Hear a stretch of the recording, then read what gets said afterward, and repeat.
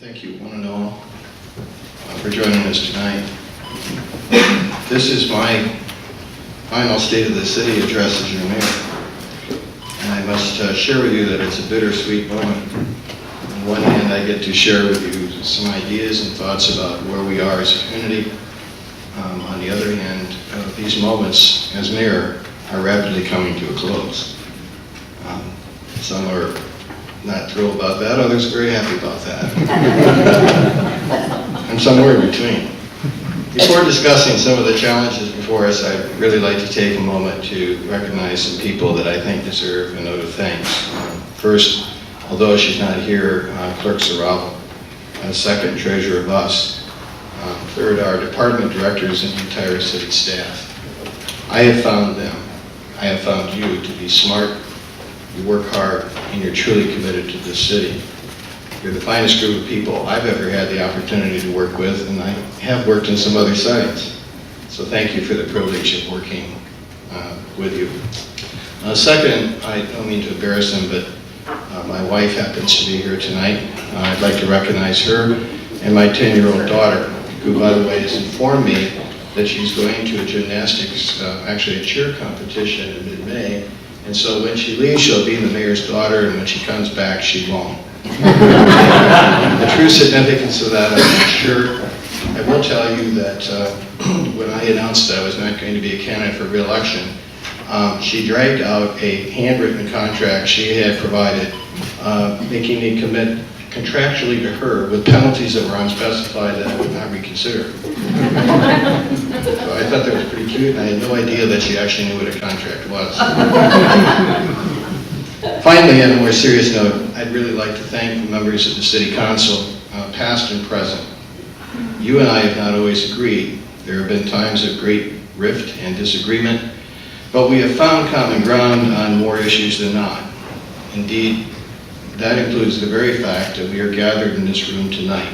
This council joined me in selecting this building, the Carnegie Building, as the logical choice for a permanent home. And what we behold now is a living testimony to thoughtful budgeting, careful renovation, and repurposing of old buildings. The public approves, and rightfully so. I also want to take a moment to thank a gentleman in the back, Sean Gallagher, because he treated this building as an extra special project. And his handiwork is everywhere evident to save money, to make things work, and to make this something better than just the sum of its parts. So thank you, Sean, and thank you to all the others, including Tom Dole in the Public Works Department, who likewise put in extra added effort. In a sense, ladies and gentlemen, this building is a metaphor for our city. We are keeping the best of the old and historic, excising the worn out, and repurposing our community for the future. Now, there have been other victories that we have shared together, the council, you and I. You have embraced a set of mutual priorities that I think we have agreed on. Those are striving for greater efficiency, creating a safer community, tackling neighborhood blight, and improving our economy.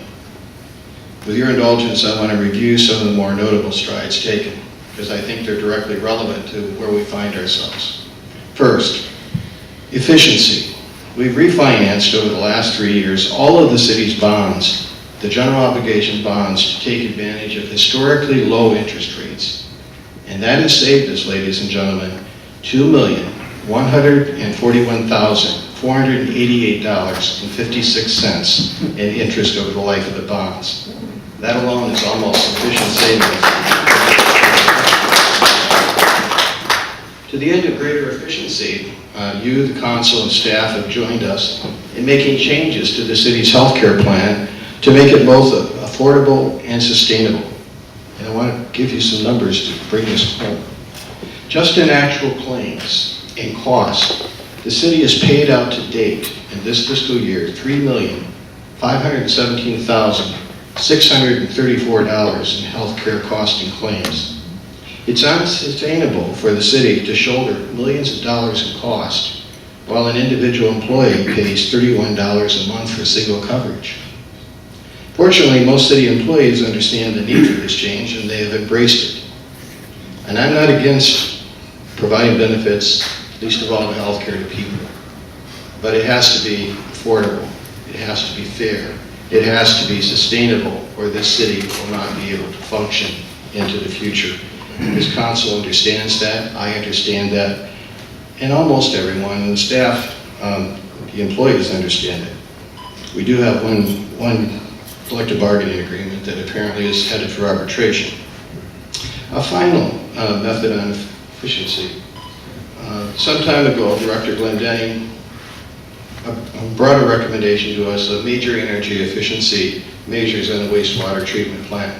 I'm happy to say that those efficiencies for electrical savings are fully implemented or about to be implemented, and are going to save us $135,000 a year. Thus, we are not only about the task of rebuilding the city's water and sewer infrastructure, but making it as cost efficient as possible. And I hope that that's good news to all of us who are paying the bill, that we're not just simply collecting money, we're trying to find every way that we can to be better, to be more efficient, to be in the forefront of technology instead of behind the curve. These are about 3 examples, but I hope they underscore that this council, this city government, is truly about operating efficiently and saving money. I talked about the second priority, public safety. As you know, the city has put a huge emphasis on public safety, and that involves not only hiring more officers, which we have done, but how they're equipped, trained, and deployed. Large cities seem to be rediscovering community policing. This city embraced this model in 2013. In fact, it re-embraced it because it was our original model back in 1995. That includes, the essence of community policing is building a partnership with our citizenry. It is treating them as part of the solution, not part of the problem. It includes such things as Neighborhood Watch, the Citizens Police Academy, restoring the K-9 officer, conversations over pizza, shopping with a cop, to name just a few of the initiatives that this department, under Chief Barklow and his senior command, have embraced.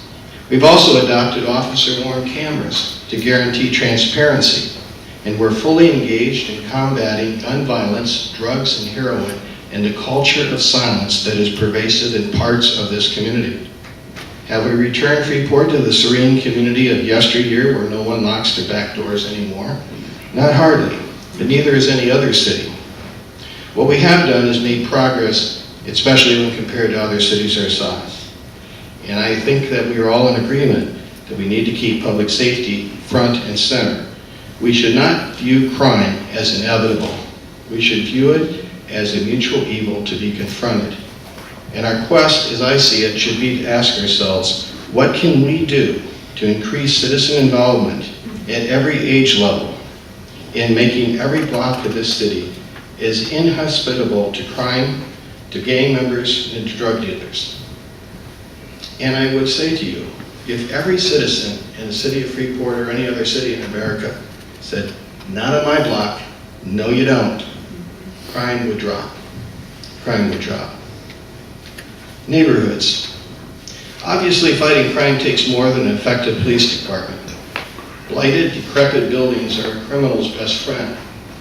This city has embarked on the most ambitious program of demolition of old, decrepit, and abandoned buildings in its history. We will hit 100 demolitions since 2013, early this spring. The demo efforts are not limited to residential buildings. Thanks to US EPA grants, the old abandoned factory site along Elbin Street at Hancock is close to being history. In fact, on this agenda, there is a change order about the very project. And down the street, thanks to the push of Alderman Ross and Alderman Chesney, the old abandoned former Boys and Girls Club along Crocker will soon see it laid to rest itself. We take these actions not because we dislike old buildings, but because dangerous, unsafe buildings not only destroy a neighborhood, but our tax and our job base as well. They are invitations to criminal activity, and they are like a cancer spreading everywhere around them. The demolitions are not an end in themselves, but only the first step in repurposing and rebuilding entire sections of the city. This leads me to the topic of rental property registration and accountability. Landlords outside the city of Freeport still chafe at the idea that they are accountable for the state of their buildings and what goes on within them. The fact is, the rental property registration program has brought resources, financial assistance, and accountability to a business class that benefits from better tenant screening, good police information, and improved housing conditions. In fact, I have yet to meet a landlord who hasn't had high praise through the work of Mike Lehman, who is a liaison in the police department. To be sure, there are many property owners who maintain their property to screen tenants and operate at a professional level, and you and I all know many of them. But the absentee landlord who refuses to maintain or police their property should be a concern to all of us. No one gangs when property is misused, and no one gangs when housing prices decline. Finally, on the subject of neighborhoods, this council has supported the expansion of public transit, not only within the city, but to the county as well. I want to thank our partner, the Senior Resource Center, for its help, and in fact, one of their board members is here today. Raise your hand. Pretzel City Transit provides 83,000 rides annually for people to go to the doctor, the grocery store, to Highland, to their employers, or wherever they need to go. This is a wonderful change from the days of automated cabs and a few senior buses. And now we're trying to grow that system to serve employers whose employees wrestle daily with transportation issues. Now, I'll be the first to acknowledge in the testimony that was given here tonight, the system is not perfect. But there are fewer vehicles than we need, and we need a better software in order to schedule rides, and we need to be about the process of continuous improvement. But I would maintain, and I would do this with due diligence, we are certainly better than we were several years ago, and the extension of this grant program to serve the county as well as the city is a step in the right direction for the benefit of all of us. Economic development. While we've sought to make this city more efficient, Freeport safer, and our neighborhoods better, this city has supported economic development at a level that dwarfs any other taxing body or entity. Consider the following. This year we've approved $100,000 to NIDA, $25,000 for the Small Business Collaborative, $95,000 for City Center, $50,000 for FTDF, and $237,000 for the Convention and Visitors Bureau. This is more than $500,000 annually. And I share these figures not to take issue with what we spend on economic development, but to underscore the size of this city's commitment. We are not only all in, we are the most in, and usually the first in. The city is actually more generous with many of these organizations and their funding than it is with its own departments and staff.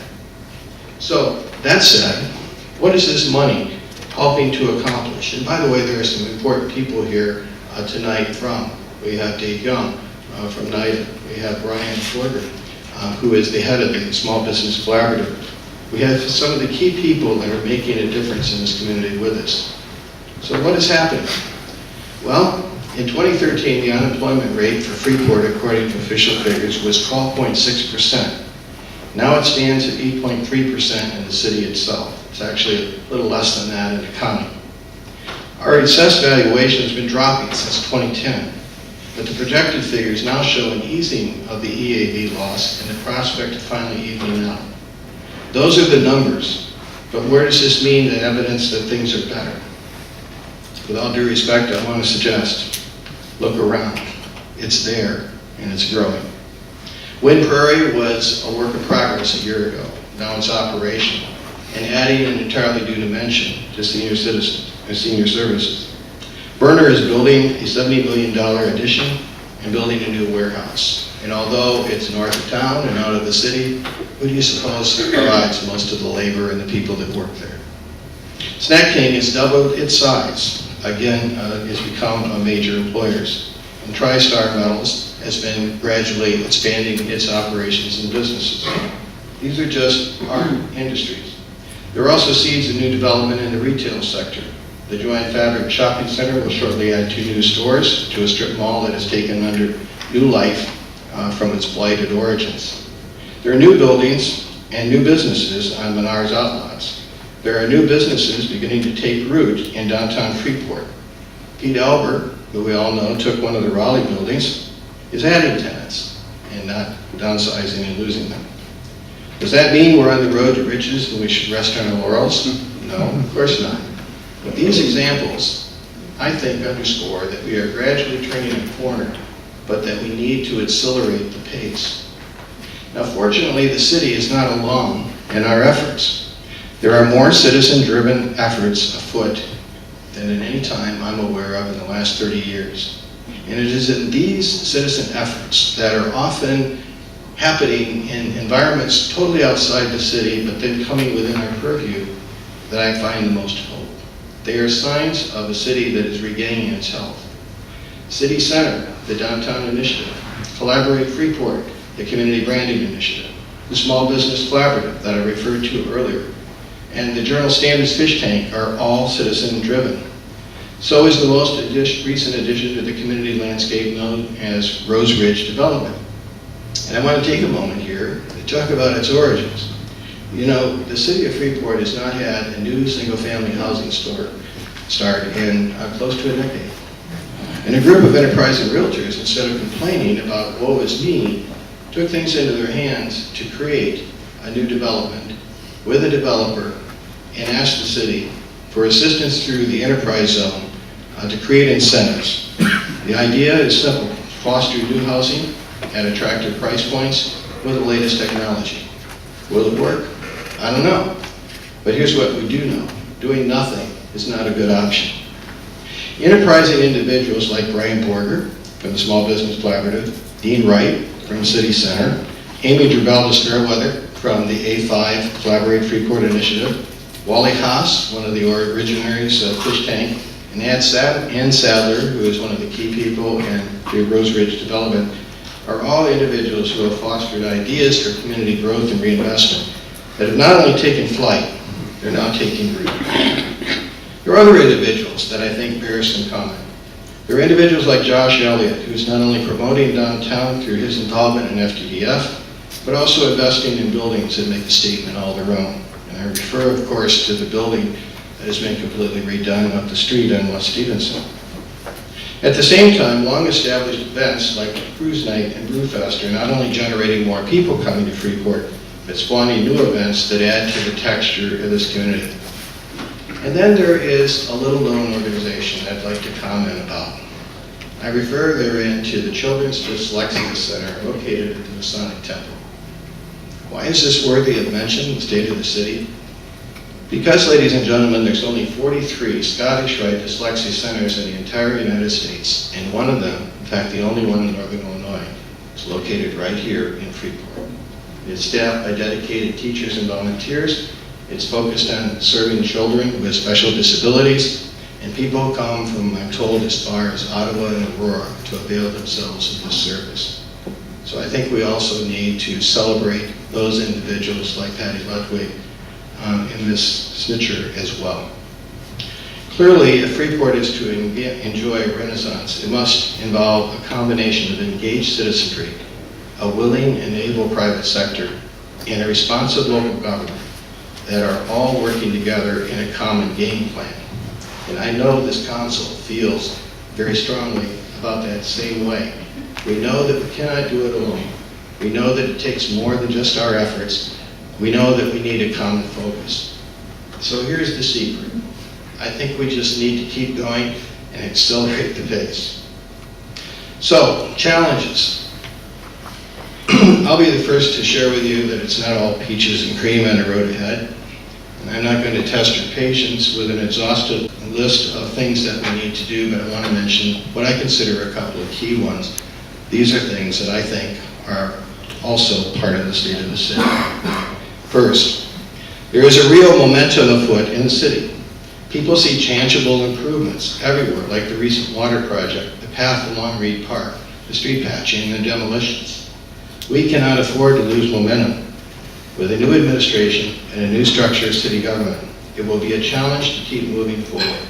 I believe the natural tendency will be to halt, evaluate, take a year or so to rethink everything. Pardon me, but I don't think this is a good plan. I don't think we have the luxury with a huge agenda of things that need to be done to kind of bring things to a halt, wait till it settles in, and then move out again. I think we need to retool while we do the restructuring. And I know that that is a tremendous challenge because we're about to experience a complete revolution in the way we do things in the city government. So, stop, think, discuss, change things. But I hope we will keep the projects in the pipeline moving. Second, with a city manager form of government, the role of this council will change. It's important not only to have an open selection process to select a qualified city manager, but to clarify staff and council roles in governance. Not only will the mayor's role change, so will the council's role. So here's my comment for what it's worth. Trust your directors. Trust your staff. I have found them to be our greatest resource. Third, Freeport likes to plan and study things, but we sometimes stumble on execution. I think we'd all agree we have plenty of plans on the table, and there's plenty of lockers and files on things that are now long forgotten. We need sharper execution. NIDA has presented some ideas for better aligning our economic development efforts and shifting funds accordingly. Whatever the outcome of this restructuring and what this council chooses to do with it, I strongly state we need to be more focused in our economic development pursuits, and ladies and gentlemen, we need to be relentless in pursuing every single available opportunity. We need to identify companies in Rockford that may need a different airport. We need to find a home for them. That's how aggressive I think we need to be. At the same time, I think we need to understand that there's a fundamental problem in our economy, and that is our workforce. People say all the time, where are the jobs? I want to turn that around. Where are the employees? Here's a little known fact. Most of our employers have job openings that they cannot fill. We need to acknowledge that. We don't need to hide it. We need to acknowledge it. We need to address it. And while we have a workforce development task force, I think we need to put that as a high priority to really make it one of the singular objectives of the city to improve the workforce. And in some cases that means that people that perhaps never held a job are afforded, indeed required, to take advantage of the opportunity to hold a job and to progress along. Finally, I strongly suggest that we leave no stone unturned in engaging more citizens in everything from the act of voting to improving our neighborhoods. Pardon this oversimplification, but I think there are three kinds of people in Freeport. There are those who make things happen. There are those who watch things happen. And then there are those who complain about the things that are happening. I think we need to close the loop. We need more people in the first category of making things happen, and fewer people in categories 2 and 3. And I'm not saying that we shouldn't complain. That is the right of everybody as a citizen. But here's one of the things that I did not quite understand to the fullness in 2013 or in the past that I do now. And that is that a few people can make a heck of a difference, but they can't change an entire community themselves. So that involvement, that citizen involvement that I think we need to stress at every opportunity, can take the form of everything from registering to vote, to group participation, to serving in boards and commissions, to putting a coat of paint on your property or mowing the lawn. The point is, there's more than enough work in Freeport to go around to make Freeport a better city. So those are some of the thoughts that I would offer about the challenges ahead. And having discussed some of these challenges and initiatives, you're entitled to ask, okay, so Mayor, in one sentence, what is the state of the city? My answer is, this is fundamentally a sound community with promising possibilities, but also with some pitfalls and dangers ahead. To paraphrase Robert Frost, we have miles and miles to go before we sleep, and many, many promises to keep. Now, as the members of this council well know, being mayor is not just a job to me, it's a very special calling, as it is to the ladies and gentlemen who serve in this council. Like many of you, this is my hometown, and therefore, like you, it occupies a very special place in my heart. So to the extent that I have made mistakes, I ask for your indulgence. To the extent I've added value to our collective efforts, I'm both humbled and pleased. I believe the fundamental task of any elected official is to leave things better than they found them, and I hope I've done so. I wish this council and the people of Freeport every success. God bless.